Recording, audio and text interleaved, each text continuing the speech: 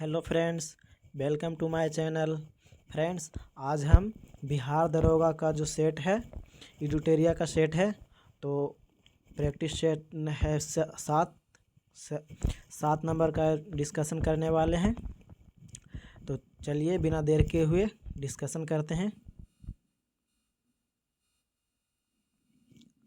Question number first है, भारतीय विश्वविद्यालय अधिनियम कब पारित किया गया था? तो ये 1904 में पारित किया गया था, याद रखिएगा 1904 में। और उस समय लॉर्ड कर्जन था। लॉर्ड कर्जन का शासनकाल था 1899 से 1905 तक, याद रखिएगा 1899 से 1905 तक, याद रखिएगा। नेक्स्ट है पोटर्स माउथ की संधि किन देशों के मध्य हुई थी? तो ये हुआ था रूस और जापान रूस के मध्य हुआ था, ऑप्शन नंबर बी हो जाएगा। और ये जो संधि हुई थी वो 5 सितंबर 1905 को हुआ था, याद रखिएगा 1905 के हुआ था, 5 सितंबर 1905 को। नेक्स्ट देख लेते हैं, काकतीय राजवंश का संस्थापक निम्न में से कौन था? तो काकतीय राजवंश का संस्थापक था बीटा प्रथम, ऑप्शन नंबर बी हो जाएगा बीटा प्रथम। और ये जो था संस्थापक, उसकी राजधानी थी अमकोंड, याद रखिएगा अमकोंड है, याद रखिएगा अमकोंड। और कुछ राजवंश के बारे में बता देते हैं, जैसे हो गया विष्णुवर्धन हो गया, तो उसके बारे में बता देते हैं। विष्णुवर्धन होयसल राजवंश से था, तो होयसल राजवंश के संस्थापक विष्णुवर्धन किया था। और इसका राजधानी था द्वार समुद्र, याद रखिएगा द्वार समुद्र इसका राजधानी था। वहीं ब्रजहस्त पंचम की बात करें तो ब्रजहस्त पंचम संस्थापक था गंग वंश के। गंग राजवंश जो था, गंग वंश का संस्थापक ब्रजहस्त पंचम था और इसकी राजधानी थी कुबलाल, ठीक है, कुलाल थी राजधानी, याद रखिएगा। और कुछ बता देते हैं, जैसे हुन वंश हो गया, तो हुन वंश के संस्थापक हो गया तोरमान हो गया संस्थापक, और राजधानी था सियालकोट, याद रखिएगा हुन वंश का राजधानी सियालकोट था। चंद वंश के संस्थापक हो जाएगा नन्नुक, तो चंदेल वंश का संस्थापक हो जाएगा नन्नुक, और उसका जो राजधानी था वो खजुराहो था। और वहीं कलचुरी वंश की बात करें तो कलचुरी वंश कोकल था, इसकी संस्थापक कोकल, और इसकी राजधानी थी त्रिपुरी राजधानी थी। और होयसल वंश की बात करें तो होयसल वंश के संस्थापक था विष्णुवर्धन, ठीक है, याद रखिएगा होयसल वंश के संस्थापक विष्णुवर्धन हो जाएगा। और इसका हो जाएगा इसका द्वार समुद्र, इतना हो गया। और इसका आंसर हो जाएगा बीटा प्रथम, याद रखिएगा बीटा प्रथम इसका आंसर। नेक्स्ट क्वेश्चन देखते हैं, प्रथम महिला निम्न में से कौन थी जिन्होंने भारतीय राष्ट्रीय कांग्रेस के अधिवेशन को संबोधित किया?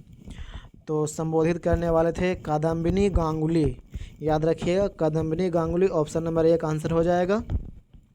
इन्होंने पहली बार 1889 में बम्बई अधिवेशन में भाग लिए थे, याद रखिए कादम्बिनी गांगुली 1889 में भाग लिए थे कांग्रेस पार्टी के अधिवेशन में, याद रखिएगा। और वहीं स्वराज शब्द का जो प्रयोग हुआ था 1906 में कांग्रेस अधिवेशन में हुआ था, याद रखिएगा। नेक्स्ट देख लेते हैं,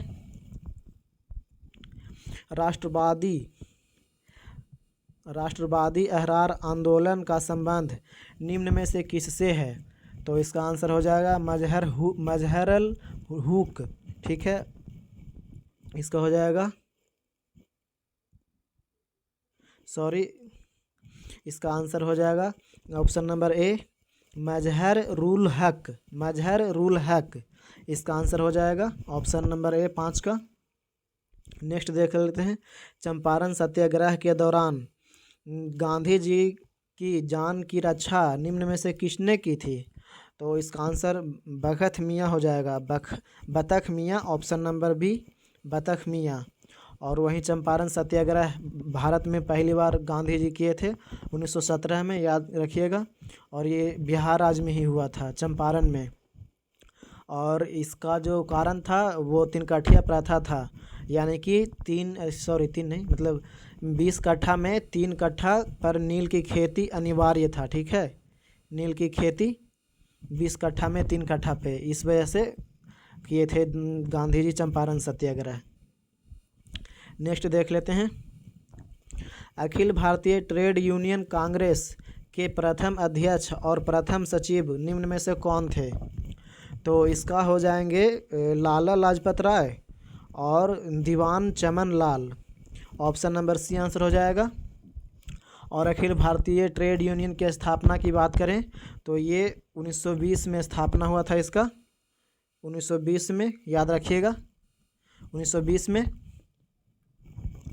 नेक्स्ट है, निम्नलिखित में से किस ताम्रपाषाण कालीन स्थल का संबंध बिहार से नहीं है?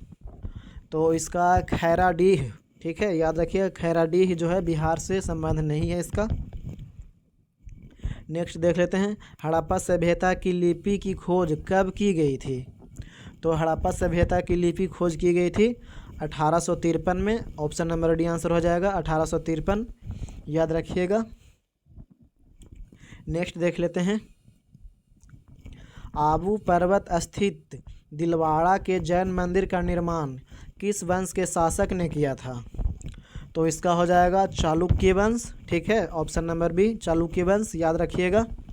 और इसका जो निर्माण हुआ था, प्रथम दिलवाड़ा जैन मंदिर प्रथम मंत्री विमल थे 1031 में करवाया गया था, ठीक है, बनवाया गया था 1031 में, याद रखिएगा,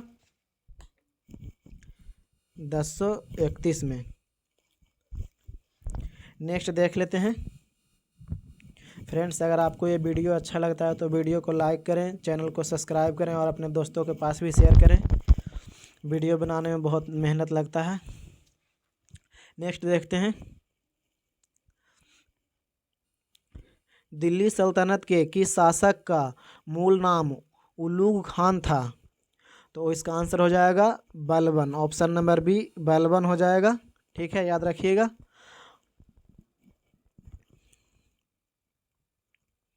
और वहीं बलबन के शासन की बात करें तो शासनकाल इसका 1266 से 87 हो जाएगा, याद रखिएगा, 1266 से 87 तक ये शासन किया था बलबन, याद रखिएगा, ठीक है। नेक्स्ट है, निम्न कथनों पर विचार करें। निम्न कथनों पर विचार करें तो इसका देख लेते हैं। एक में क्या है, अलाई दरवाज़ा में स्थित गुंबद वैज्ञानिक ढंग से पहला निर्मित गुंबद है, तो ये तो ठीक है। उसके बाद जलालुद्दीन खिलजी ने सीरी को अपना राजधानी बनाया था, तो ये नहीं, केवल एक हो जाएगा, ऑप्शन नंबर 1, याद रखिएगा। नेक्स्ट देख लेते हैं। किस वर्ष राजीव गांधी खेल रत्न पुरस्कार का नाम बदलकर मेजर ध्यानचंद खेल रत्न अवार्ड कर दिया गया? ठीक है, तो किस वर्ष किया गया था? तो ये किया गया था 1921 में, याद रखिएगा, 1921 में किया गया था। नेक्स्ट देख लेते हैं। यूरोपीय आर्थिक क्षेत्र में यूरोपीय संघ के देशों के अतिरिक्त कौन कौन शामिल है? तो कौन कौन शामिल है तो देख लेते हैं। आइसलैंड तो शामिल है, ठीक है। नॉर्वे ये भी शामिल है। उसके बाद लीचस्टेटिन ये भी शामिल है, यानी कि इनमें से सभी हो जाएगा। ऑप्शन नंबर डी आंसर, इनमें से सभी शामिल है। और यूरोपीय संघ की बात करें तो इसका स्थापना 1993 में हुआ था, याद रखिएगा, 1993 इसकी स्थापना हुई थी। नेक्स्ट देख लेते हैं। राष्ट्रीय पराक्रम दिवस किस तारीख को, मतलब कब मनाया जाता है? तो पराक्रम दिवस मनाया जाता है 23 जनवरी को, याद रखिएगा। ऑप्शन नंबर बी हो जाएगा 23 जनवरी। और कुछ बता देते हैं, जैसे 15 जनवरी हो गया तो 15 जनवरी को मनाया जाता है थल सेना दिवस। 10 जनवरी हो गया, 10 जनवरी को मनाया जाता है विश्व हिंदी दिवस, याद रखिएगा। 3 मार्च हो गया, विश्व वन्य जीव दिवस मनाया जाता है 3 मार्च को। और भी कुछ है, जैसे 24 जनवरी हो गया, तो 24 जनवरी को मनाया जाता है राष्ट्रीय बालिका दिवस। वो तो मतलब इंदिरा गांधी, प्रथम महिला इंदिरा गांधी थे, उन्हीं के उपलक्ष्य में मनाया जाता है बालिका दिवस। और 30 जनवरी हो गया, सर्वोदय दिवस हो जाएगा 30 जनवरी, याद रखिएगा। नेक्स्ट देख लेते हैं, कर्पूरी ठाकुर को किस वर्ष सर्वोच्च नागरिक सम्मान भारत रत्न से सम्मानित किया गया था? तो ये किया गया था 2024 में, याद रखिएगा 2024 में सम्मानित किया गया था। 2024 में 5 लोगों को भारत रत्न दिया गया था, याद रखिएगा 5 लोगों को। और हम उन 5 का नाम बता देते हैं। एक तो ये कर्पूरी ठाकुर जी हो गए, कर्पूरी ठाकुर हो गए, फिर नरसिम्हा राव हो गए, नरसिम्हा राव, उसके बाद लाल कृष्ण आडवाणी हो गए, उसके बाद चौधरी चरण सिंह हो गए, और एक 5वें नंबर में MS स्वामीनाथन हो गए, MS स्वामीनाथन। इन सभी 5 को भारत रत्न 2024 से सम्मानित किया गया था, याद रखिएगा, बिहार के एग्ज़ाम में पूछ लेता है ये सब। नेक्स्ट है, शाहजहाँनामा किसकी कृति है? तो ये है इनायत खां की, याद रखिएगा, ऑप्शन नंबर है इनायत खां, याद रखिएगा ये सब। नेक्स्ट है, निम्न में से किस इकाई का मूल कागजी स्वर्ण के रूप में जाना जाता है? तो इसका आंसर हो जाएगा ऑप्शन नंबर ए SDR को ही जाना जाता है। और इसको IMF द्वारा सदस्यों ने आरक्षित रूप से बनाया था, मतलब 1969 में इसको कागजी रूप से किया था, याद रखिएगा। नेक्स्ट है, फिलिप्स वक्र दर्शाता है। तो फिलिप्स वक्र दर्शाता है मुद्रास्फीति तथा बेरोजगारी, ऑप्शन नंबर सी हो जाएगा, मुद्रास्फीति तथा बेरोजगारी को दर्शाता है, याद रखिएगा। नेक्स्ट देख लेते हैं, क्वेश्चन नंबर 20, जुड़वा घाटा किसे कहते हैं? जुड़वा घाटा, ऑप्शन नंबर ए हो जाएगा इसका आंसर, राजकोषीय घाटा एवं राजस्व घाटा को जुड़वा घाटा कहते हैं। नेक्स्ट क्वेश्चन देख लेते हैं, भारत में घाटों की वित्त व्यवस्था किस संसाधनों को बढ़ाने हेतु उपयोग की जाती है? तो इसका आंसर हो जाएगा ऑप्शन नंबर 1, आर्थिक विकास के लिए, याद रखिएगा, आर्थिक विकास के लिए आंसर हो जाएगा इसका। नेक्स्ट देख लेते हैं, नेक्स्ट है, सरकार के पूंजीगत प्राप्तियों में निम्न में क्या शामिल है? तो इसमें क्या शामिल है देख लेते हैं, ऋण के 1 नंबर में है, ऋण के रूप में प्राप्त धनराशि, ये तो शामिल है। उसके बाद है संपत्ति बेचने से प्राप्त धनराशि, ये भी शामिल है। अप्रत्यक्ष कर से प्राप्त धनराशि, ये शामिल नहीं है। तो इसका आंसर हो जाएगा केवल 1 तथा 2, ऑप्शन नंबर ए हो जाएगा आंसर, केवल 1 तथा 2। नेक्स्ट देख लेते हैं, नेक्स्ट है, भारत का प्रथम मल्टी मॉडल पार्क का लॉजिकल पार्क का निर्माण किस राज्य में किया जा रहा है? तो इसका आंसर हो जाएगा तमिलनाडु, तमिलनाडु में, ऑप्शन नंबर डी हो जाएगा, याद रखिएगा। नेक्स्ट है, किस संस्था द्वारा प्रगति 2024 कार्यक्रम शुभारंभ किया गया? किस संस्थान द्वारा किया गया है शुभारंभ? तो इसका आंसर हो जाएगा ऑप्शन नंबर ए, केंद्रीय आयुर्वेद अनुसंधान परिषद, केंद्रीय आयुर्वेद अनुसंधान परिषद के द्वारा किया गया है, याद रखिएगा, ऑप्शन नंबर ए आंसर हो जाएगा। नेक्स्ट है, किस सुरंग को देश के सबसे ऊंची सुरंग के रूप में आधिकारिक पहचान मिली है? तो इसका आंसर हो जाएगा सेला सुरंग, याद रखिएगा, सेला सुरंग, ऑप्शन नंबर ए हो जाएगा, सेला सुरंग। यह सुरंग 13,000 फीट की ऊंचाई पर है, याद रखिएगा, सेला सुरंग जो है वो 13,000 फीट की ऊंचाई पर है, ठीक है, याद रखिएगा, 13,000 फीट की ऊंचाई पर। नेक्स्ट क्वेश्चन देख लेते हैं, भारत का पहला संविधान पार्क का उद्घाटन कहाँ किया गया? तो इसका उद्घाटन किया गया है पुणे में, याद रखिएगा, पुणे में, ऑप्शन नंबर बी हो जाएगा, पुणे में। नेक्स्ट क्वेश्चन देख लेते हैं, भारत के प्रथम खगोल पर्यटक पर्यटन अभियान को क्या नाम दिया गया? तो इसका नक्षत्र सभा, याद रखिएगा नक्षत्र सभा हो जाएगा आंसर इसका ऑप्शन नंबर ए।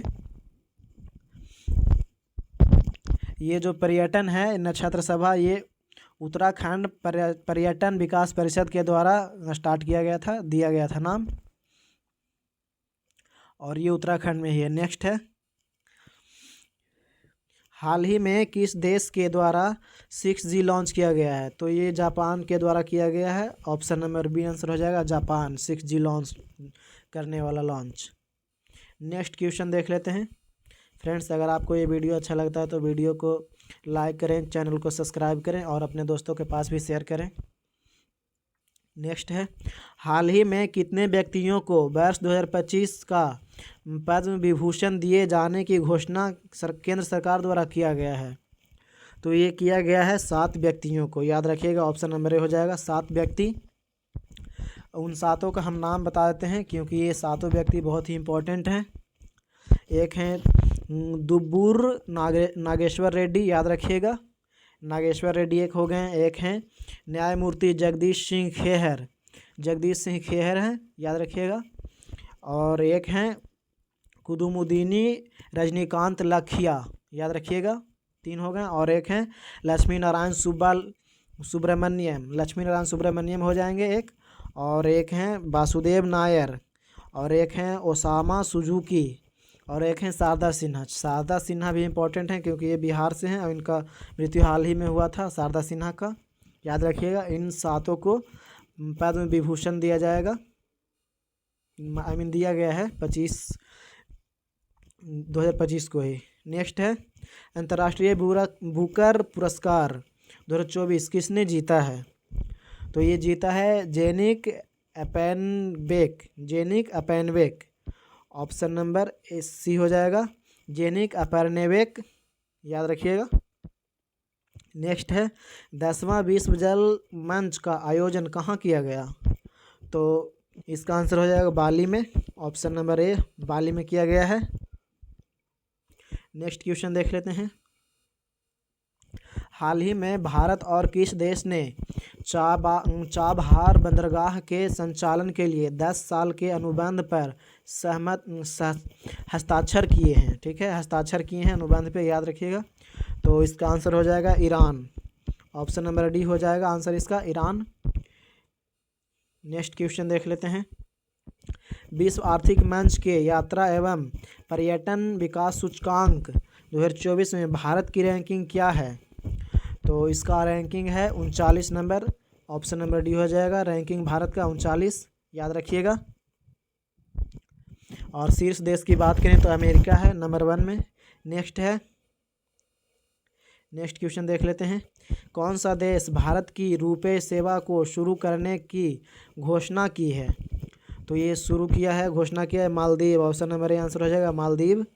नेक्स्ट देख लेते हैं। हाल ही में सुप्रीम कोर्ट बार एसोसिएशन का अध्यक्ष किसे नियुक्त किया गया है? तो ये किसे नियुक्त किया गया है? तो ये कपिल सिब्बल को किया गया है, ठीक है, याद रखिएगा option number 1 Kapil Sibal. Next देख लेते हैं। अमृत भारत स्टेशन योजना के तहत बिहार के कितने रेलवे स्टेशनों के पुनर्विकास के लिए आधारशिला रखी गई है?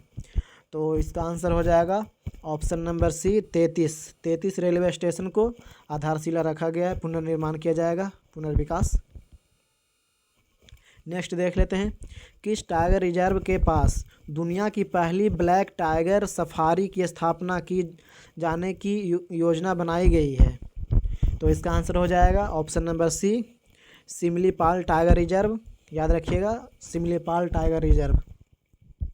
और सिमलीपाल टाइगर रिजर्व कहाँ है? तो ये हो जाएगा उड़ीसा में, याद रखिएगा, ठीक है, उड़ीसा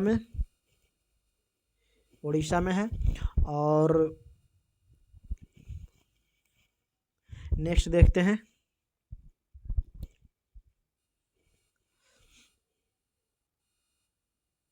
हाल ही में चीन द्वारा भारत के किस राज्य के 30 स्थानों का नाम बदला गया है? तो ये हो जाएगा अरुणाचल प्रदेश, याद रखिएगा Arunachal Pradesh, option number D हो जाएगा आंसर। एलएसी के पास है। भारत और चीन के बीच रेखा होता है, एलएसी नियंत्रण रेखा है। नेक्स्ट देख लेते हैं, 16वां विश्व भविष्य ऊर्जा शिखर सम्मेलन कहाँ संपन्न हुआ है? तो ये हो जाएगा आबू धाबी में। ऑप्शन नंबर डी हो जाएगा, आबू धाबी में हुआ है। नेक्स्ट देख लेते हैं, वर्ष 2024 में भारतीय वायुसेना का सबसे बड़ा अभ्यास गगन शक्ति कहाँ संपन्न हुआ है? तो ये हुआ है जैसलमेर में, याद रखिएगा। ऑप्शन नंबर बी आंसर हो जाएगा, जैसलमेर। जैसलमेर में हुआ। और कौन देशों के बीच होता है? तो ये होता है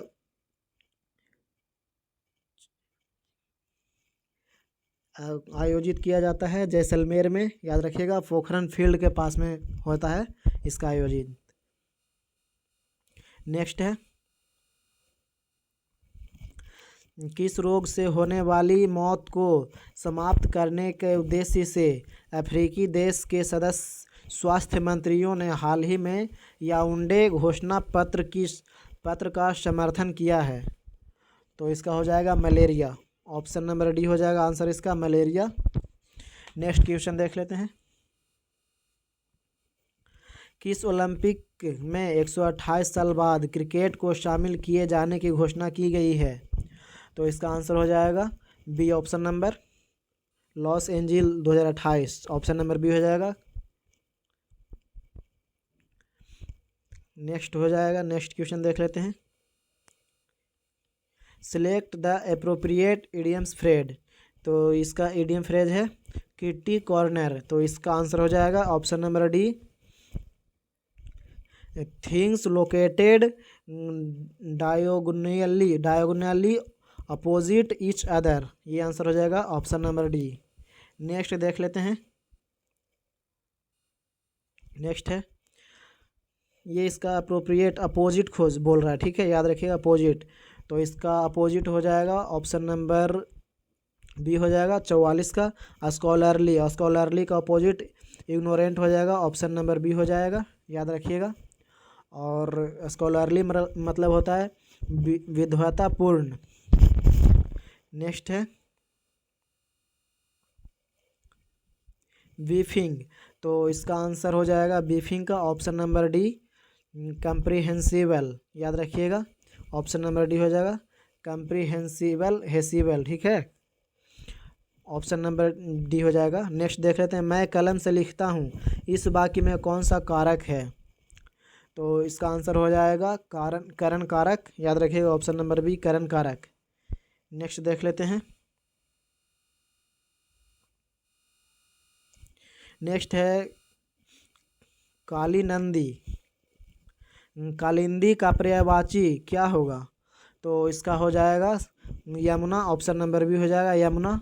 और कुछ पर्यायवाची बताते हैं यमुना के, जैसे कि कालिंदी हो गया, अर्कजा हो गया, ये सब हो गया।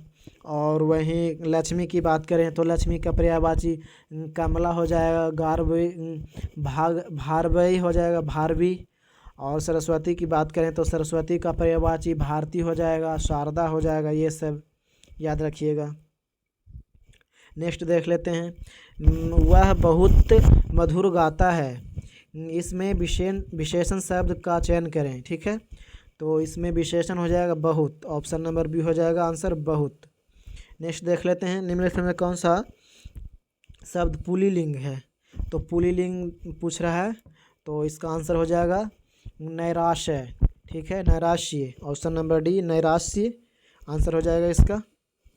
नेक्स्ट क्वेश्चन देख लेते हैं, निम्नलिखित में से कौन सा वाक्य अशुद्ध है? अशुद्ध के बारे में पूछ रहा है, तो इसका आंसर हो जाएगा ऑप्शन नंबर ए हो जाएगा, मुझे भारी दुख हुआ, ये।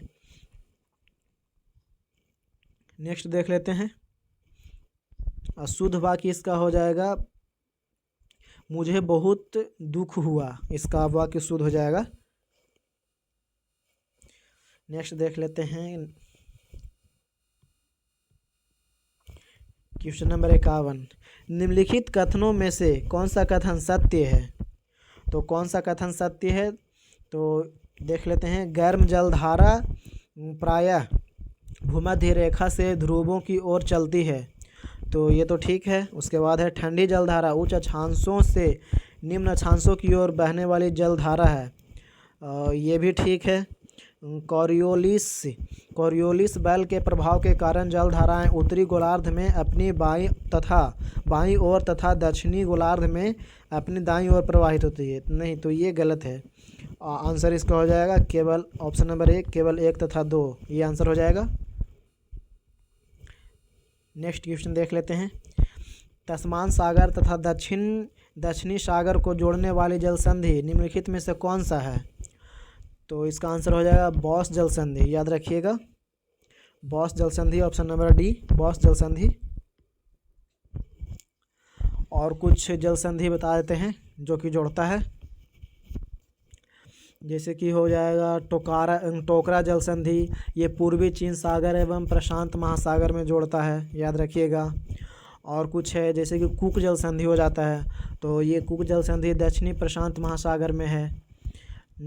और कुछ हो जाता है जैसे कि बॉस्फोरस है, एक जल संधि होता है बॉस्फोरस जल संधि, तो वो होता है काला सागर एवं मरमरा सागर को जोड़ता है। और एक होता है सुसीमा जल संधि, तो सुसीमा होता है जापान सागर एवं पूर्वी चीन सागर को जोड़ता है, सुसीमा जल संधि। नेक्स्ट देख लेते हैं। कितने प्रतिशत लवणता के खारे जल को सीमांकित करने का उच्च सीमा बनाया गया है, उच्च सीमा माना गया है? तो इसका आंसर हो जाएगा 24.70 हो जाएगा, 24.070, ऑप्शन नंबर डी हो जाएगा आंसर।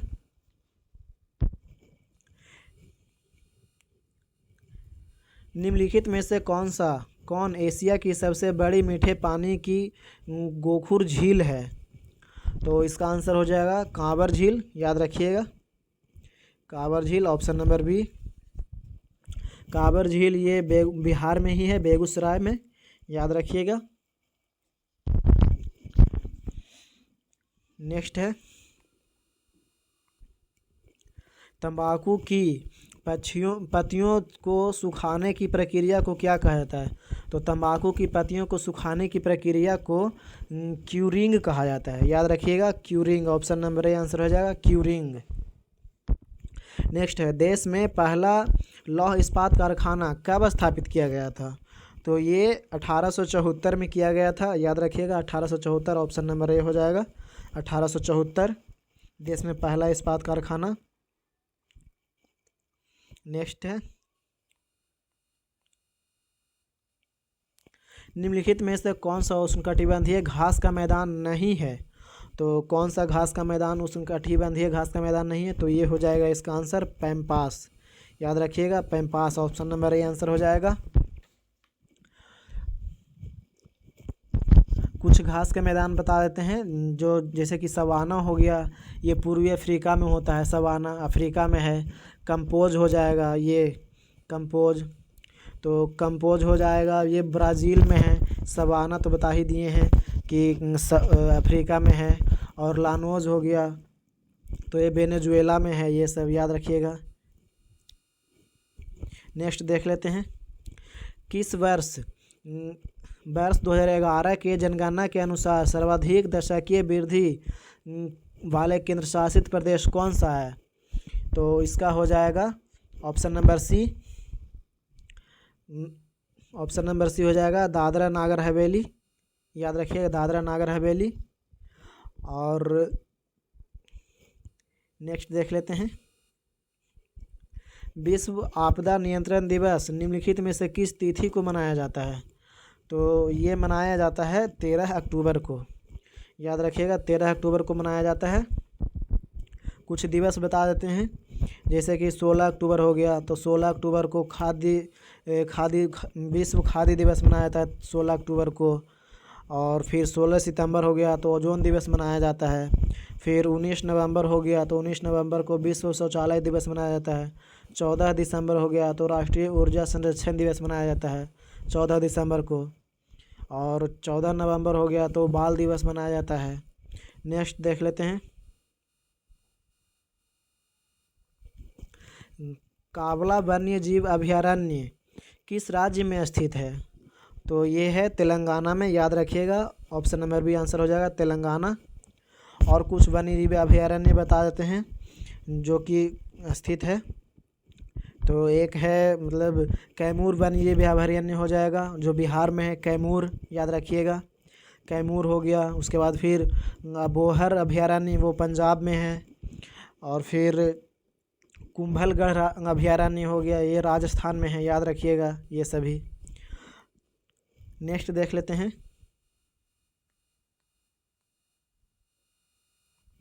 नेक्स्ट है, निम्नलिखित में से किस अधिनियम या एक्ट के तहत कलकत्ता की सरकार को बंगाल, बिहार और उड़ीसा के लिए भी विधि बनाने का अधिकार प्रदान किया गया? तो इसका आंसर हो जाएगा option number B, act of settlement 1781, याद रखिएगा। ऑप्शन नंबर बी आंसर हो जाएगा इसका। और ये एक्ट था, रेगुलेटिंग एक्ट 1773 था। इस एक्ट के तहत ही पहली बार कंपनी का प्रशासनिक और राजनैतिक सेवा जो था वो मान्यता मिला था, याद रखिएगा। ये 73 वाला।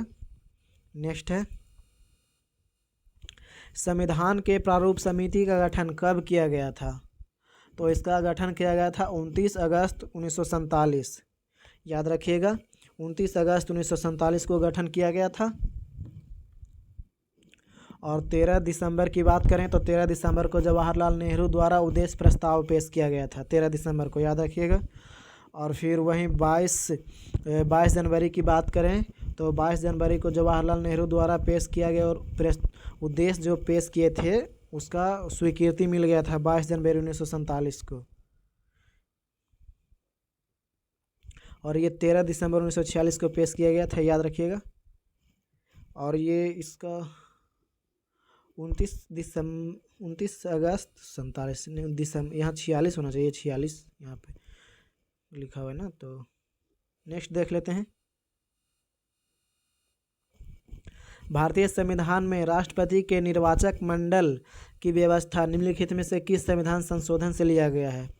तो किस देश के संविधान से लिया गया है? तो इसका हो जाएगा आयरलैंड से लिया गया है, याद रखिएगा। ऑप्शन नंबर डी, आयरलैंड से लिया गया है।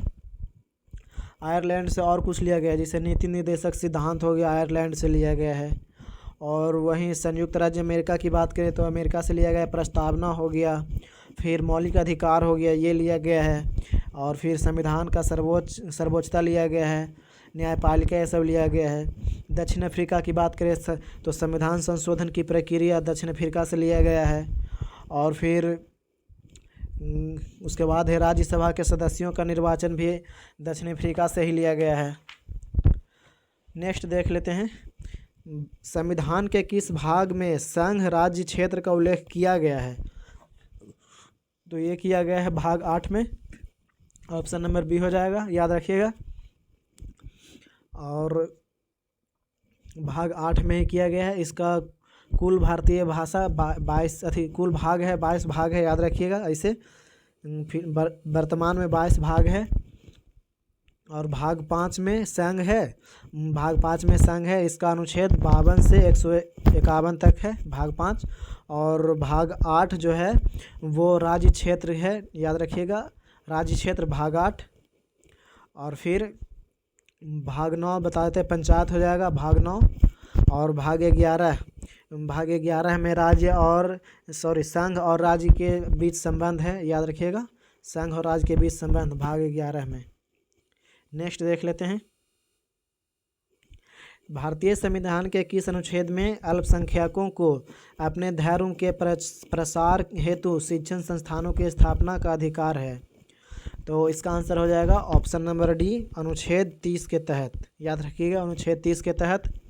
और कुछ अनुच्छेद बता देते हैं, जैसे अनुच्छेद 27 हो गया, तो कोई भी धर्म को प्रोत्साहित करने हेतु छूट है, जैसे कि आप कोई भी धर्म को प्रोत्साहन कर सकते हैं, छूट है प्रोत्साहित। उसके बाद अनुच्छेद 28 हो गया, तो ये धार्मिक संस्थाओं में हो जाएगा, इसका स्वतंत्रता हो जाएगा अनुच्छेद 28 में। धार्मिक आदेशों करने का जारी, मतलब ये सब 28। फिर 29 हो गया, तो अनुच्छेद 29 में अल्पसंख्यकों को शिक्षा एवं संस्कृति से संबंधित हो जाएगा, ये अनुच्छेद 29। नेक्स्ट देख लेते हैं, निम्नलिखित में से कौन से प्रधानमंत्री बने जो पहले राज्यसभा के सदस्य थे? तो इसका आंसर हो जाएगा option number A, H D. Deve Gowda. H D. Deve Gowda हो जाएगा आंसर। नेक्स्ट देख लेते हैं।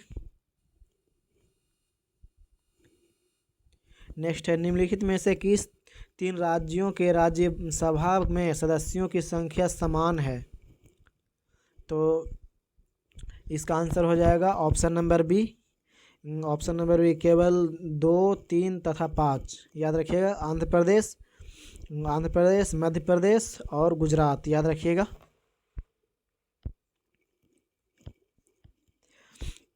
और वही हम कुछ राज्यसभा के सीटों के बारे में बता देते हैं। तो बिहार का याद रखिएगा, बिहार का 16 है, ये सब पूछ लिया जाता है। महाराष्ट्र का याद रखिएगा, महाराष्ट्र का 19 हो जाता है, याद रखिएगा महाराष्ट्र का। फिर कर्नाटक का 12 हो जाएगा, कर्नाटक का 12 याद रखिएगा, राज्यसभा के सीट है। राजस्थान का भी याद रखिएगा, इसका 10 हो जाएगा, राजस्थान का 10। नेक्स्ट देख लेते हैं। नेक्स्ट है, किस संविधान संशोधन द्वारा चुनाव आयोग के अधिकारों में परिवर्तन किया गया एवं उच्च न्यायालयों को चुनाव याचिकाएं सुनने का अधिकार दिया गया? तो ये आंसर हो जाएगा इसका ऑप्शन नंबर बी, 19वां संविधान संशोधन अधिनियम 1966। याद रखिएगा, 19वां संविधान संशोधन अधिनियम 1966। और वहीं 20वां संविधान संशोधन हुआ था, वो हुआ था 1966 में ही। और 22वां हुआ था 22वां संविधान संशोधन 1969 में। ये सब याद रखिएगा। नेक्स्ट क्वेश्चन देख लेते हैं। फ्रेंड्स, अगर आपको ये वीडियो अच्छा लगता है तो प्लीज़ वीडियो को लाइक करें, चैनल को सब्सक्राइब करें। बहुत मेहनत लगता है वीडियो बनाने में, और अपने दोस्तों के पास भी शेयर करें। नेक्स्ट है, पंचायती राज व्यवस्था के संबंध में निम्नलिखित में से कौन सा कथन गलत है? गलत बोल रहा है, कौन सा कथन गलत है? तो देखते हैं कौन सा कथन गलत है। 73वां संविधान संशोधन पंचायती राज से संबंधित है, ये तो ठीक है। और पंचायती राज का शुभारंभ राजस्थान से किया गया था, तो ये भी ठीक है, राजस्थान में ही हुआ था, नागौर जिला में स्थापित सबसे पहला बार। नेक्स्ट है, लॉर्ड कर्जन को भारत में स्थानीय स्वशासन का पिता कहा जाता है, नहीं, ये गलत है। नेक्स्ट देख लेते हैं, पंचायत का सदस्य बनने के लिए न्यूनतम उम्र 21 वर्ष, हाँ ये ठीक है। तो इसका आंसर ऑप्शन नंबर सी हो जाएगा, यही गलत है, 69 का।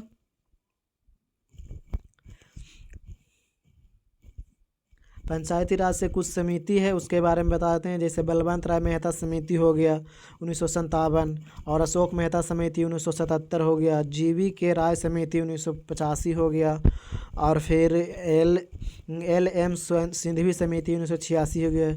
ये सभी पंचायती राज व्यवस्था से ही संबंधित हैं, याद रखिएगा, ये सभी पूछा जाता है एग्ज़ाम में। राष्ट्रपति, प्रधानमंत्री, उपराष्ट्रपति के निधन पर संपूर्ण देश में राष्ट्रीय ध्वज को कितने दिनों तक झुकाया जाता है? तो इसका आंसर हो जाएगा 12 दिन तक, ऑप्शन नंबर सी, 12 दिन तक झुकाया जाता है।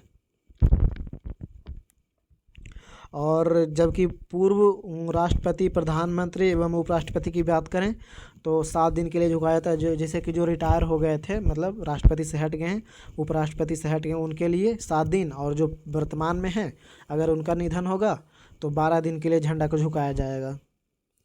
नेक्स्ट देख लेते हैं। लेंस के संबंध में निम्नलिखित में से कौन सा कथन सही है? तो कौन सा कथन सही है तो देख लेते हैं। उत्तल लेंस की क्षमता को धनात्मक संख्या के रूप में दर्शाया जाता है, तो ये तो ठीक है। अवतल लेंस की क्षमता को ऋणात्मक संख्या के रूप में दर्शाया जाता है, तो ये भी ठीक है। तो इसका आंसर हो जाएगा ऑप्शन नंबर सी, 1 तथा 2 दोनों सही है। नेक्स्ट याद रखिएगा। नेक्स्ट देख लेते हैं। निम्नलिखित में से किन तरीकों द्वारा ऊष्मा स्थानांतरण के लिए किसी माध्यम की आवश्यकता नहीं होती? तो इसका हो जाएगा विकिरण, याद रखिएगा, विकिरण, ऑप्शन नंबर सी, विकिरण। नेक्स्ट क्वेश्चन देख लेते हैं।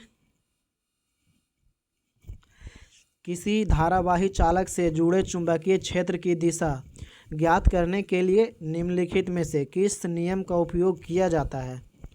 तो इसका आंसर हो जाएगा मैक्सवेल का कॉर्क स्क्रू नियम, सी ऑप्शन नंबर हो जाएगा आंसर इसका, मैक्सवेल का कॉर्क स्क्रू नियम, याद रखिएगा।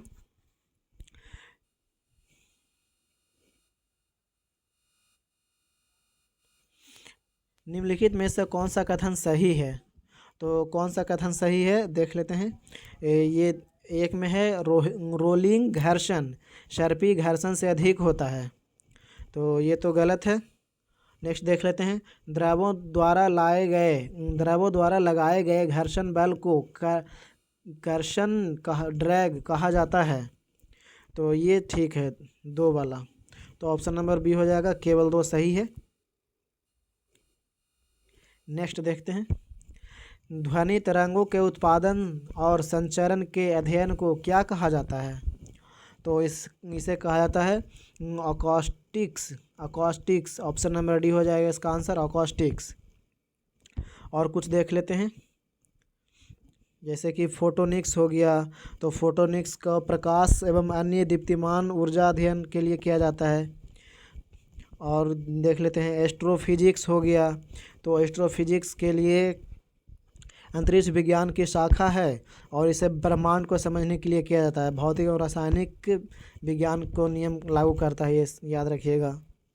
नेक्स्ट देख लेते हैं, टोकामक नामक उपकरण किस प्रकार के ईंधन से संबंधित है? तो इसका आंसर हो जाएगा परमाणु, याद रखिएगा परमाणु, ऑप्शन नंबर बी परमाणु। और परमाणु में ही ड्यूटेरियम ऑक्साइड का प्रयोग किया जाता है, याद रखिएगा, भारी जल D2O। नेक्स्ट क्वेश्चन देख लेते हैं, निम्नलिखित में से किस प्रक्रिया द्वारा अर्धपारगम्य झिल्ली के माध्यम से जल पर बल लगाकर दूषित पदार्थों को बाहर निकाल देता है? तो दूषित पदार्थों को बाहर निकाल देता है किससे? तो उत्क्रम परासरण हो जाएगा, option number C answer. Next question देख लेते हैं, रदरफोर्ड के परमाणु मॉडल के संदर्भ में निम्नलिखित में से कौन सा कथन सत्य नहीं है? कौन सा कथन सत्य नहीं है? तो देख लेते हैं, नाभिक का आकार परमाणु के आकार की तुलना में काफ़ी ज़्यादा होता है, यही आंसर गलत है, यही आंसर हो जाएगा इसका, याद रखिएगा। और कुछ देख लेते हैं, इलेक्ट्रॉन नाभिक के चारों ओर वृत्ताकार मार्ग में चक्कर लगाते हैं, ये ठीक है। परमाणु केंद्र का धनावेशित होता है जिसे नाभिक कहा जाता है, ये ठीक है। और देख लेते हैं, एक परमाणु का लगभग संपूर्ण द्रव्यमान नाभिक में होता है, ये भी ठीक है। तो इसका आंसर ऑप्शन नंबर ए हो जाएगा, याद रखिएगा, ऑप्शन नंबर ए आंसर हो जाएगा इसका। नेक्स्ट क्वेश्चन देख लेते हैं, निम्नलिखित में से कौन सा मिश्रित धातु तांबे और जस्ते से बनी है? तो तांबा और जस्ता से बना है डच धातु, याद रखिएगा, डच धातु, ऑप्शन नंबर सी हो जाएगा, डच धातु। मैग्नीशियम की बात करें तो मैग्नीशियम तथा एल्यूमिनियम का मिश्र धातु है, मैग्नीशियम तथा एल्यूमिनियम का मिश्र धातु, याद रखिएगा। मोनल धातु हो जाएगा कॉपर तथा निकेल का मिश्र धातु, कॉपर तथा निकेल का। और रोल गोल्ड तो होता है कॉपर और एल्यूमिनियम का, ये रोल गोल्ड, याद रखिएगा। नेक्स्ट है, निम्नलिखित में से कौन सा सिलिकॉन और डाइऑक्साइड का एक अणु है? सिलिकॉन डाइऑक्साइड का निम्नलिखित में से कौन सा एक अणु है? तो ये हो जाएगा ऑप्शन नंबर डी, इसका गलनांक उच्च होता है, इसका एक गुण है, तो इसका गलनांक उच्च होता है, ये हो जाएगा इसका, याद रखिएगा। निम्नलिखित में से कौन सा पोटेशियम लवण एक खनिज पूरक है जिसका उपयोग रक्त में पोटेशियम के निम्न स्तरीय उपचार के या रोकथाम के लिए किया जाता है? तो इसका आंसर हो जाएगा ऑप्शन नंबर ए हो जाएगा, पोटेशियम क्लोराइड का किया जाता है।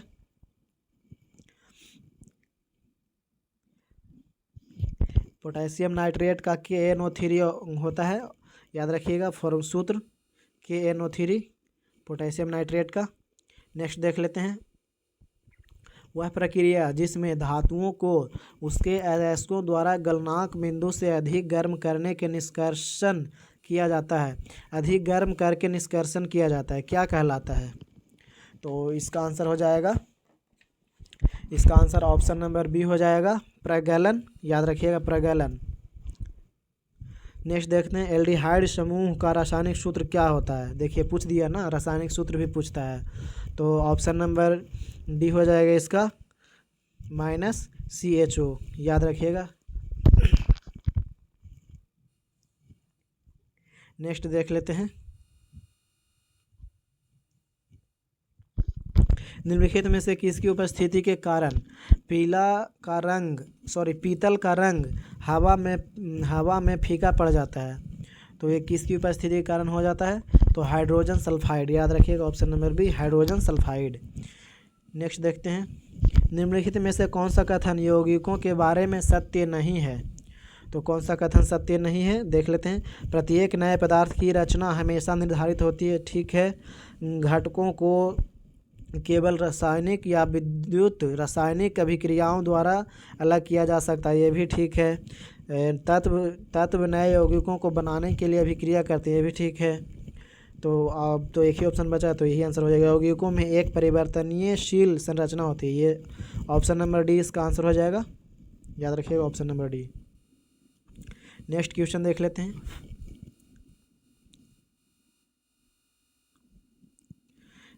विटामिन के संबंध में निम्नलिखित में से कौन सा कथन गलत है। तो विटामिन के संबंध में कौन सा कथन गलत है, तो देख लेते हैं। इसका कथन हो जाएगा पौधों में लगभग सभी विटामिनों का संश्लेषण कर सकते हैं, ये तो ठीक है। और विटामिन कार्बन यौगिक है, ये भी ठीक है। तो इसका आंत में कुछ बैक्टीरिया विटामिन का उत्पादन नहीं करते, ये आंसर हो जाएगा इसका ऑप्शन नंबर सी।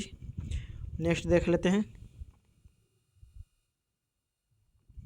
जब भोजन ग्लूकोज का विघटन ऑक्सीजन के उपयोग के बिना होता है तो इसे क्या कहते हैं। तो इसे अवायवीय श्वसन कहते हैं, अवायवीय श्वसन कहते हैं, याद रखिएगा ऑप्शन नंबर बी। सभी जीवित प्राणियों के लिए ऊर्जा का अंतिम स्रोत निम्नलिखित में से कौन सा है। तो इसका आंसर हो जाएगा ऑप्शन नंबर डी सूर्य है सभी जीवित प्राणियों के लिए ऊर्जा का अंतिम स्रोत। नेक्स्ट देख लेते हैं। निम्नलिखित में से वह कौन सा वंशानुगत रक्त विकार है जो हीमोग्लोबिन जीन को प्रभावित करता है और जिसे परिणाम स्वरूप अप्रभावी रक्ताणु उत्पत्ति होती है। तो इसका आंसर हो जाएगा ऑप्शन नंबर बी, याद रखिएगा। सॉरी ऑप्शन नंबर ए ही होगा, thalassaemia, option number A thalassaemia. Next देखते हैं। निम्नलिखित में से कौन सा रोग कवक के कारण होता है। यहाँ पे रोग होना चाहिए। कौन सा रोग कवक के कारण होता है। तो इसका आंसर हो जाएगा दाद ऑप्शन नंबर सी में है, दाद। नेक्स्ट देख लेते हैं। निम्नलिखित में से कौन सा महिलाओं में प्राथमिक यौन अंग है। तो इसका आंसर हो जाएगा ऑप्शन नंबर सी,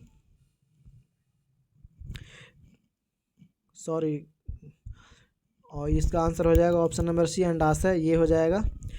कह रहा है निम्नलिखित में से कौन सा महिलाओं में प्राथमिक यौन अंग है, तो इसका अंडाशय हो जाएगा ऑप्शन नंबर सी, याद रखिएगा। नेक्स्ट क्वेश्चन देख लेते हैं।